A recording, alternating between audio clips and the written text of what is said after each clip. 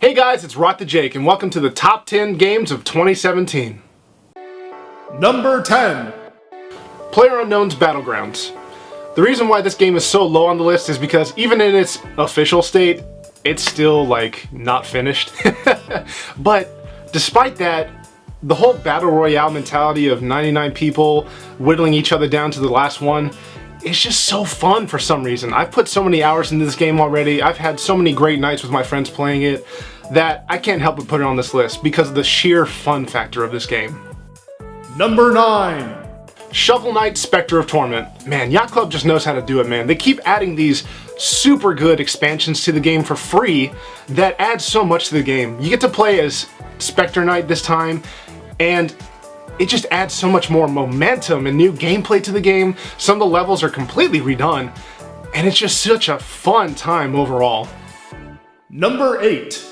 Resident Evil 7 plus DLC. I really enjoyed the main game of Resident Evil 7 enough, but with DLC like Not a Hero and especially End of Zoe, it rounds it out into such a fantastic overall product. I especially love End of Zoe because I like to call it the Hillbilly Punchman adventure, and you should definitely play it to find out why. Number 7. Persona 5. This freaking game! It took me all summer to beat it, and I'm glad I did. The story, even though it's not as good as some other Persona games, still brings up some really interesting concepts like everyday corruption in society and even outrage culture on the internet.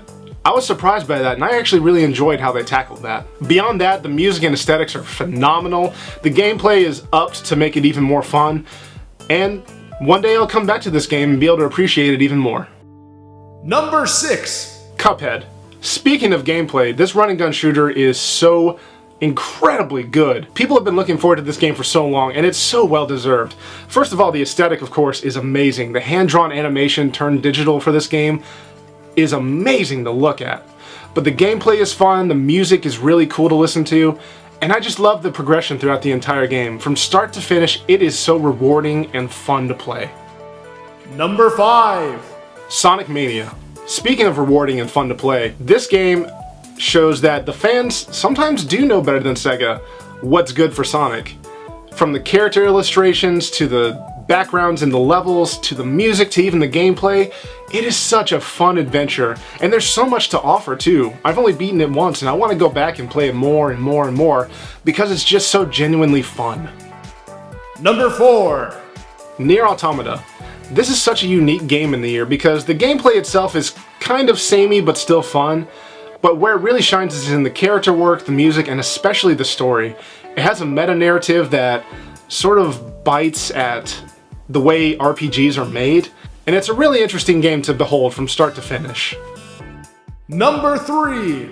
Hellblade: Senua's Sacrifice. Man, speaking of unique games, I really enjoy so many aspects of the game. The story is so engaging and interesting to go through. Senua, the character, is a fantastic and I think powerful female lead in a year of already pretty good female leads. And I know that there's been controversy about the use of psychosis in the game, but I think that they actually pulled it off really genuinely well because of how well it incorporates to both her character and into the gameplay itself. And then there's so many other aspects about the entire production of the game that I genuinely enjoy. It's one of my favorite games of the year, and it might end up being one of my favorites ever. Still gotta think about that though. Number 2. Gravity Rush 2. If you saw my review about it a couple months ago, you know how much I absolutely love this game, so I won't go too much into detail. But the fact, again, that we got a sequel to Gravity Rush is amazing, and the fact that it came out so well, with so many interesting aspects in it, I genuinely love this game. And if you have a PS4, this is required buying for it. Number 1. Guess. No, really, guess. You know what it's gonna be.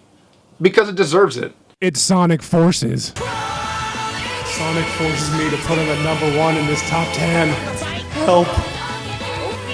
Just kidding. The Legend of Zelda: Breath of the Wild. What can I say about it that hasn't been said by literally everybody? Not much, so I'll just go ahead and say a little something. The overworld is amazing. The music is very, very fitting and so different from other Zelda games. And that's one of the reasons I like this game so much, because even as much as I love Zelda, I love how different this is and how much it works. It feels like every little thing in this game was carefully thought out and planned. And I'm so grateful for this game, and I cannot wait to see what Nintendo does with the next Legend of Zelda game. Thank you guys so much for watching. If you liked what you saw here today, check out my channel to watch some more of my stuff. And I hope you have a great day.